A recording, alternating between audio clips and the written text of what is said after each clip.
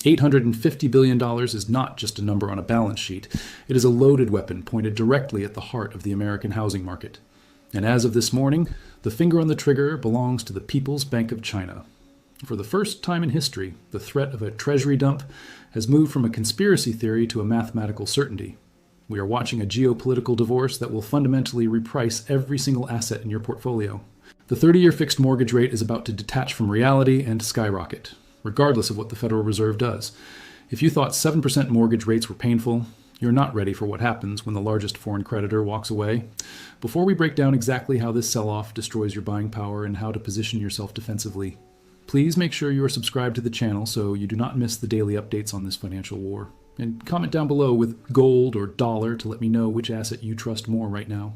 To understand the magnitude of this threat, we have to look at the agency debt loophole that most analysts ignore. The headline number for Chinese holdings of U.S. Treasuries is sitting at roughly $760 billion. But when you add in the debt of U.S. agencies like Fannie Mae and Freddie Mac, the total exposure is closer to $850 billion. This is the nuclear option leverage that Beijing holds over the United States economy today.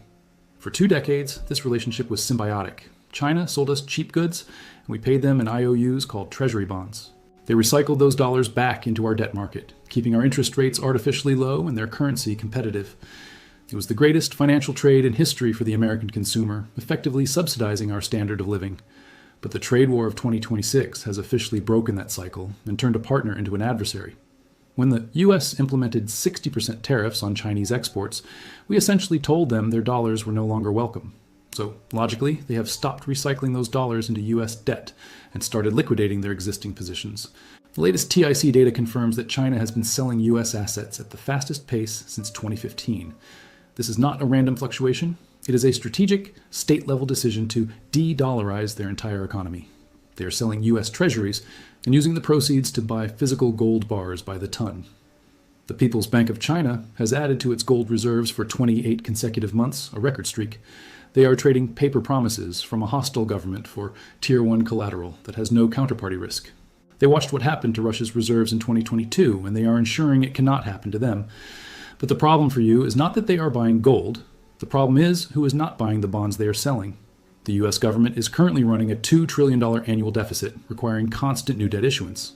We need to sell billions of dollars of bonds every single week just to keep the lights on in Washington. In the past, China would show up to the auction and buy a massive chunk of that debt without hesitation. Now, they are not only absent from the auction, they are actively selling their old bonds into the secondary market. This creates a massive supply glut, where there are simply more bonds for sale than there are buyers. When supply exceeds demand, the price of the bond collapses mathematically. And in the bond market, when the price goes down, the yield, or interest rate, goes up immediately. This is why the 10-year Treasury yield is spiking despite the fact that inflation is technically cooling down. The market is realizing that there is no marginal buyer left to absorb the tsunami of U.S. debt. The Federal Reserve is currently doing quantitative tightening, meaning they are selling bonds, not buying them. U.S. banks are already holding too much government debt and are sitting on massive unrealized losses. Japan is struggling to defend its own currency and has turned into a net seller of U.S. treasuries as well. This leaves the American domestic investor as the only one left to fund the government's spending spree.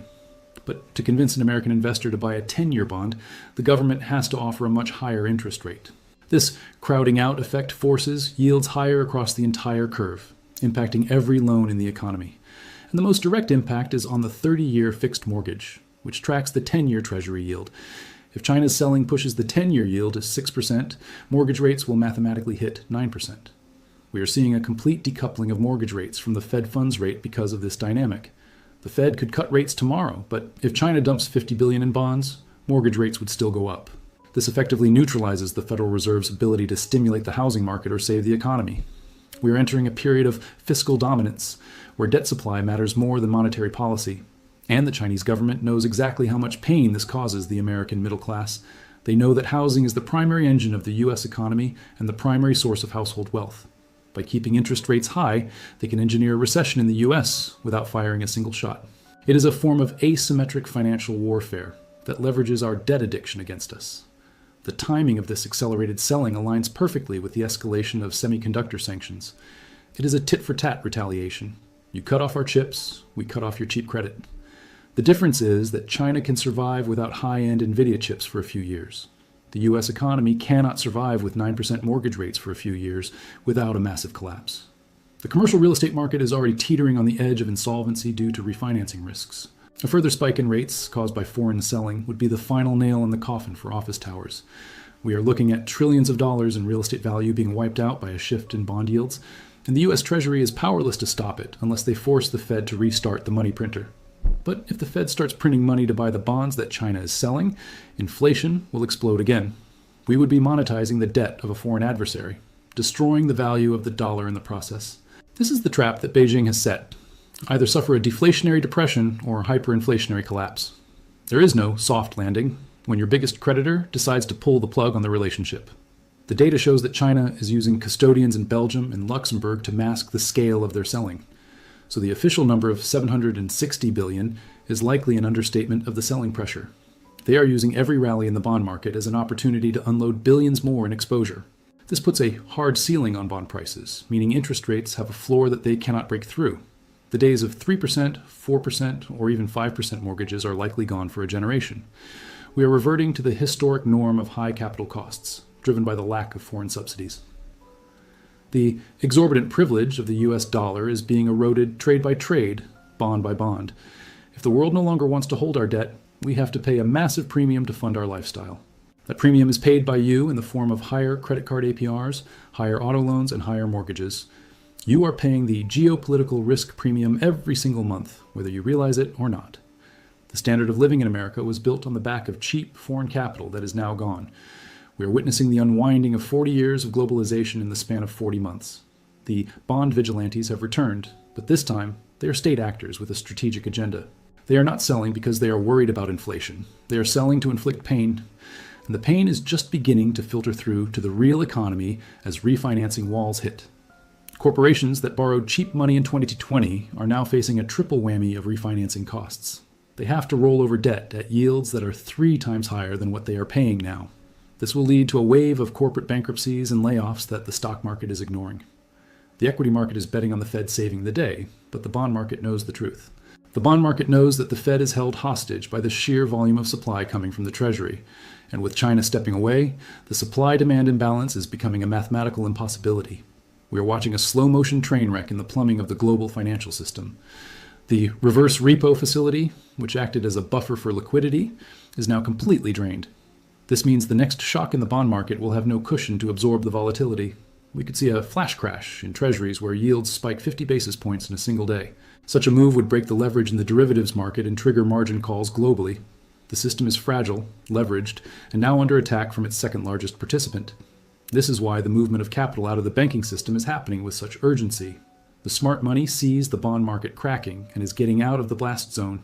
They are moving into assets that cannot be devalued by a bond market crash or a currency war. Gold, land, and commodities are the only safe harbors in a world of sovereign debt defaults. The 60-40 portfolio of stocks and bonds is dead because bonds are no longer a hedge. Bonds are now the source of the risk, the epicenter of the coming financial earthquake. You need to rethink your entire asset allocation strategy for this new era of financial warfare. Holding long-term U.S. government bonds is now a speculation on geopolitical peace, not a safe investment. And looking at the headlines from Taiwan and the South China Sea, peace is not priced in. The $850 billion sell order is not a threat for the future. It is an execution order happening now. The dollar is being slowly strangled by the very nations that helped build its dominance. The cheap debt is gone, the foreign buyers are gone, and the bill is finally coming due. The plumbing of the financial system is complex, opaque, and boring until the moment it explodes and takes your retirement with it. Right now, a critical valve in that plumbing, known as the reverse repo facility, has run completely dry after draining for months. For the last 2 years, this facility acted as a massive liquidity reservoir, holding over $2 trillion of excess cash. It was the shock absorber that allowed the U.S. Treasury to issue trillions in new debt without instantly breaking the markets. When the government needed to sell bonds, money flowed out of this facility to buy them, keeping interest rates relatively stable. But as of this month, that $2 trillion cushion has been depleted down to effectively zero. This means the easy money that was soaking up the government's debt issuance is gone forever. Now, every dollar the government borrows must come directly from the existing liquidity in the banking system. This is happening at the exact same moment that China is dumping its $850 billion position. It is a supply shock meeting a liquidity cliff, creating the perfect storm for a volatility explosion. Without the reverse repo buffer, the banking system's reserves are becoming scarce, driving up the cost of overnight funding. This puts immense pressure on the regional banks that are already struggling to survive the high interest rate environment. We are watching the unrealized losses on bank balance sheets metastasize into a solvency crisis. When bond yields rise, driven by Chinese selling, the market value of the bonds held by U.S. banks crashes. According to the FDIC, U.S. banks are currently sitting on over $600 billion of unrealized losses on securities. These are bonds they bought when rates were low, which are now worth 30 or 40% less. As long as they don't have to sell them, they can pretend the losses don't exist and hold them to maturity. But if depositors get scared and start withdrawing money, the banks are forced to sell these bonds at a loss. This is exactly what happened to Silicon Valley Bank in 2023, but now it is happening to the entire system. China's selling pressure is forcing yields higher, which makes those unrealized losses grow larger every single day. It is a deliberate strategy to weaken the American banking sector by attacking its capital base. Beijing knows that the U.S. banking system is the Achilles heel of the American superpower projection. If the banks are broke, they cannot lend. If they cannot lend, the economy grinds to a halt. And the Federal Reserve has lost its primary tool for bailing them out without causing inflation. The Bank Term Funding Program that saved the banks in 2023 has expired and cannot be easily restarted. This leaves the Fed with a binary choice: let the banks fail or print trillions of dollars to monetize the losses. Both options lead to the destruction of the dollar's purchasing power for the average American consumer. This financial fragility is being exacerbated by the De-Dollarization of global energy trade. For 50 years, the petrodollar system ensured that oil was traded exclusively in US dollars. This created a permanent structural demand for dollars from every country that needed to import energy. But China, the world's largest oil importer, is now paying for oil in yuan using swap lines with Saudi Arabia. This Petro-Yuan arrangement bypasses the US financial system entirely, reducing the global demand for dollars. Saudi Arabia is openly accepting currencies other than the dollar for its oil exports for the first time in decades. This is a direct attack on the exorbitant privilege that allows the US to run massive deficits without consequence. If the world needs fewer dollars to buy oil, they have less reason to hold US Treasury bonds as reserves. This structural shift aligns perfectly with the tactical selling of bonds we are seeing from the PBOC. They are attacking the dollar from both the supply side, dumping bonds, and the demand side, buying oil in yuan. It is a coordinated pincer movement designed to end the era of U.S. financial hegemony, and the impact is already showing up in the term premium of U.S. debt. Investors are demanding significantly higher compensation for the risk of holding long-term U.S. bonds. They realize that the U.S. government has no credible plan to reduce the deficit or stabilize the debt. The only plan is to issue more debt to pay the interest on the old debt, a classic Ponzi scheme dynamic. When the biggest foreign investor, China, calls the bluff, the Ponzi scheme begins to unravel rapidly. We are seeing failed auctions, where the Treasury struggles to find buyers for its new debt issuance. Primary dealers are being forced to step in and buy the unwanted bonds, clogging up their own balance sheets. This limits their ability to make markets and provide liquidity to the broader financial system. It creates a liquidity trap, where it becomes difficult to buy or sell large positions without moving the price. In this environment, a sudden geopolitical shock could cause the entire bond market to seize up instantly. If the Treasury market freezes, the global financial system freezes, as Treasuries are the collateral for everything. The Federal Reserve is acutely aware of this risk, which is why they are talking about slowing the runoff of their balance sheet. They are terrified that the bond market is on the verge of breaking due to the lack of buyers. But slowing the runoff is just a band-aid on a gunshot wound. It does not solve the fundamental problem. The fundamental problem is that the U.S. government spends too much money and relies on enemies to lend it to them. Now that the enemies have stopped lending, the spending must be financed by inflation. This means the price of everything you buy, food, gas, insurance, must go up to pay for the government's debt. It is a stealth tax levied on every holder of U.S. dollars to bail out the Treasury and the banks. The Chinese government is effectively forcing the U.S. to choose between hyperinflation and a depression. They are betting that American politicians will always choose inflation to avoid short-term pain. And history tells us that is a very safe bet to make. So we should expect the Federal Reserve to eventually pivot and start printing money again aggressively. They will call it yield curve control or market functioning support, but it is just money printing. This will temporarily save the bond market and the banks, but it will destroy the currency. We are looking at a future where the dollar loses value at an accelerating rate against real assets. This is why we are seeing a crack-up boom in the price of things that cannot be printed. The stock market is rising in nominal terms, not because companies are more profitable, but because the dollar is worth less. It is the Venezuela dynamic applied to the world's largest equity market.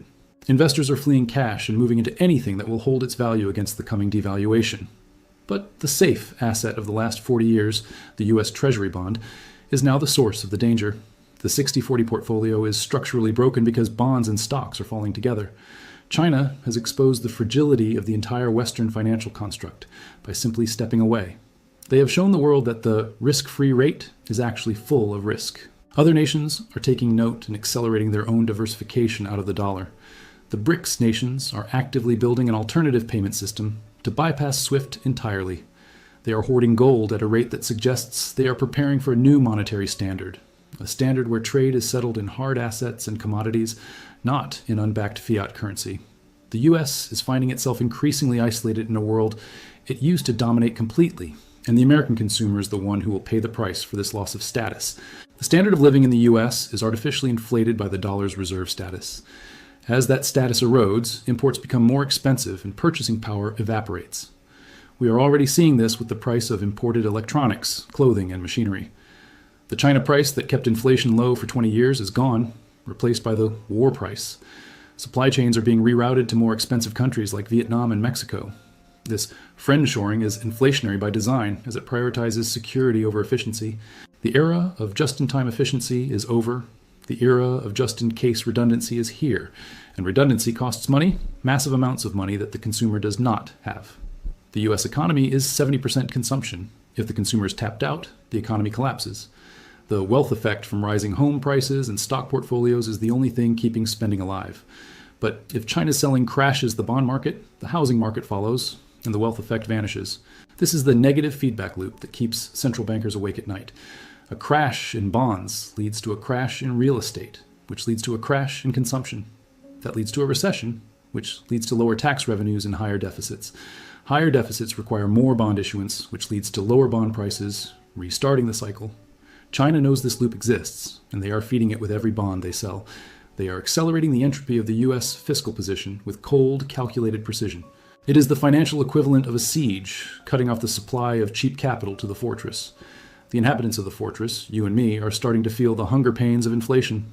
But the commanders in Washington are still pretending that the supply lines are open. They are gaslighting the public about the strength of the economy while the foundation rots. The job market numbers are being revised down quietly months after the headlines are released. The GDP growth is driven entirely by government deficit spending, not organic production. We are borrowing money to buy growth, but the return on that debt is negative. For every dollar of new debt we add, we get less than a dollar of economic growth. This is the definition of a diminishing marginal utility of debt. And now that the cost of that debt has tripled, the math is simply impossible. The interest expense line item on the federal budget is growing exponentially. It will soon consume the entire discretionary budget of the United States government. This means no money for roads, bridges, schools, or scientific research. All the tax revenue will go to paying for entitlements and interest on the debt. This is the fiscal straitjacket that China has helped tighten around Uncle Sam. There is no wiggle room left, no fiscal space to stimulate the economy in a downturn. If a recession hits now, the government cannot afford a stimulus package without destroying the currency. We are flying without a parachute, and the ground is rushing up to meet us. The bond market is the ground, and it is hard, unforgiving, and indifferent to our feelings. The vigilantes will exact their pound of flesh from the U.S. economy. And that flesh will come from the savings and retirement accounts of the middle class. The great wealth transfer is not a conspiracy theory. It is a mechanical function of a sovereign debt crisis. When a government cannot pay its bills through taxation, it pays them through inflation, which is a tax on your savings. The United States government has entered a phase where it must devalue the currency to keep the system solvent. This devaluation is the mechanism by which the purchasing power of your bank account is transferred to the state. You work for dollars, you save in dollars, but the government prints dollars for free, diluting your labor. China understands this dynamic perfectly, which is why they are exiting the dollar system entirely. They are refusing to hold a currency that is destined to be debased by the trillions in the coming years. And they are not alone. The smartest money in the world is quietly moving towards the exit door. We are witnessing a bank run on the United States dollar by the world's central banks. According to the World Gold Council, central bank gold buying has reached its highest level in over 50 years. They are not buying gold because they like shiny rocks. They are buying it because it is the only neutral asset. In a world of weaponized finance, gold is the only reserve asset that cannot be frozen by a sanction. It is the only asset that does not have a counterparty who can default on the promise to pay. The People's Bank of China has been leading this charge. aggressively converting their trade surplus into bullion. They are explicitly preparing for a post-dollar world where trade is settled in tangible value, not fiat promises. This is a return to the Gresham's law of economics. Bad money drives out good money. The bad money is the US dollar, which is being printed to infinity to fund deficits. The good money is gold, which is being hoarded by the nations that produce real goods. You must pay attention to what the central bankers do, not what they say in their press conferences. They tell you that gold is a barbarous relic, and that you should trust the stability of the fiat currency. Yet, they are stacking bars of this relic in their vaults at a frantic pace, ignoring their own advice. This is the ultimate insider trade, and they are front-running the inevitable collapse of the bond market. They know that the 60-40 portfolio, 60% stocks, 40% bonds, is mathematically dead. For 40 years, bonds were the safe part of your portfolio that protected you when stocks went down. But in an inflationary debt crisis, stocks and bonds fall together, leaving you with nowhere to hide. This positive correlation between assets destroys the diversification that retirement funds rely on. We saw this in 2022, and we will see it again on a much larger scale as yields spike. Holding U.S. Treasury bonds today is not risk-free return. It is return-free risk. You're accepting a 5% yield on an asset that is losing 7% of its purchasing power. That is a guaranteed loss of wealth, mathematically programmed into the investment vehicle itself. So where does the capital go when it flees the bond market and the dollar? It flows into hard assets, things that cannot be printed by a central bank or debased by a politician. This includes productive farmland, energy infrastructure, industrial commodities, and precious metals. These are the assets that survive a currency collapse because they have intrinsic utility in the real world. China is securing these assets globally, buying mines in Africa and farmland in South America. They are trading their depreciating dollars for copper, lithium, oil, and arable land. They are converting paper wealth into real wealth before the music stops playing. You should be looking at your own net worth and asking how much of it is paper versus real. If your entire wealth is in a bank account and a 401k invested in financialized assets, you are vulnerable. You are the counterparty to the government's debt, and you are the one who will take the haircut. The everything bubble was built on cheap credit. The everything bust will be driven by the repricing of that credit. As interest rates settle at a permanently higher plateau, valuations for stocks and real estate must compress. The price-to-earnings ratios of the S&P 500 cannot stay at historic highs when the risk-free rate is 6%. The math simply does not work, and the reversion to the mean will be painful for passive investors. This is why the billionaire exit involves selling tech stocks and buying land and gold. They are moving down the risk pyramid, getting closer to the base of the economic reality. They understand that in a fiscal dominance regime, the volatility of inflation will wipe out speculative assets. You need to become your own central bank, holding reserves that are outside of the banking system.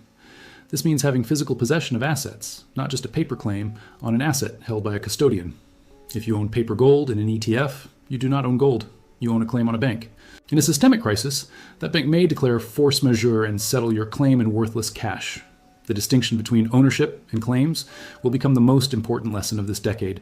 China is taking physical delivery of everything they buy, leaving nothing in the vaults of London or New York. They are draining the physical liquidity of the COMEX and the LBMA, creating a squeeze on the exchanges. This is leading to a bifurcation of the price, the paper price and the physical price. Soon, you will not be able to buy a physical gold coin for the spot price you see on TV. The premiums will explode as the scarcity of the real metal meets the panic of the paper holders. We are already seeing this in the silver market, where physical premiums have detached from the spot price. This is the market screaming that the paper price is a lie and the physical supply is tight. The same dynamic applies to the housing market, but in a much more localized and dangerous way. Real estate is a hard asset, but it is a hard asset that is heavily financialized with debt. If you own your home outright, it is a great inflation hedge. If you have a massive mortgage, it is a liability. The rising cost of insurance and property taxes acts as a variable rate mortgage even if you have a fixed rate. Local governments, starved of tax revenue by the commercial real estate crash, will come for the homeowner. They will raise property taxes aggressively to fill the budget holes left by empty office towers. This turns your home from an asset into a tax farm for the insolvent local municipality. So even real estate is not the perfect shield it used to be in the 1970s inflation. You have to be more agile, more diversified, and more liquid than the average investor. Liquidity in a crisis does not mean having cash. It means having assets that are universally liquid. Gold is the only asset that is liquid in every country, in every currency, and in every crisis. It is the universal language of value that requires no translation and no electricity to transact.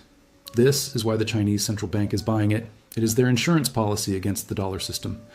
They are building a gold Great Wall to protect their economy from the coming currency wars. You need to build your own wall around your family's financial future. Do not wait for the Federal Reserve to give you the signal to protect yourself. By the time they admit there is a crisis, the capital controls will already be in place. They will try to lock you into the system with digital currencies and bans on cash withdrawals. The central bank digital currency, CBDC, is the ultimate tool for trapping capital in a failing system. It allows them to impose negative interest rates and prevent you from moving your money into hard assets. This is the endgame of the financial repression that is necessary to liquidate the debt. They need you to stay in the dollar so they can inflate away the value of your savings. If you exit the dollar, you defeat their strategy, which is why they will try to make it difficult. But the door is still open today for those who have the eyes to see the reality. You can still convert your fiat currency into tangible assets without restriction or penalty. This window of opportunity will not stay open forever as the crisis accelerates. The $850 billion sell order from China is just the first domino in a very long chain. It will topple the bond market, then the stock market, and finally the currency itself. We are watching the end of the post-Wu-Tare monetary order and the birth of something new. The transition will be chaotic, volatile, and destructive for those who are unprepared. But for those who are positioned correctly, it will be the greatest opportunity of a lifetime. Wealth is never destroyed. It is merely transferred from one set of hands to another. It is transferring from the hands of the oblivious creditor to the hands of the prepared owner. You have a choice to make. Will you be the creditor who gets paid in worthless paper? Or will you be the owner who holds the assets that the world actually needs? The Chinese government has made its choice, and they are moving with speed and conviction. They are betting against the dollar, and they are betting on the laws of mathematics. I suggest you look at the math yourself and decide if you want to be on the other side of that bet. The time for complacency is over. The time for action is right now. Protect your purchasing power, reduce your counterparty risk, and get out of the debt system.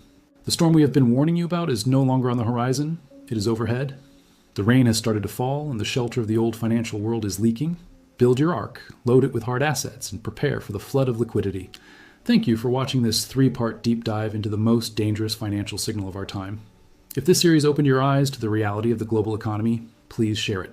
Send it to your friends, your family, and anyone who relies on the dollar for their survival.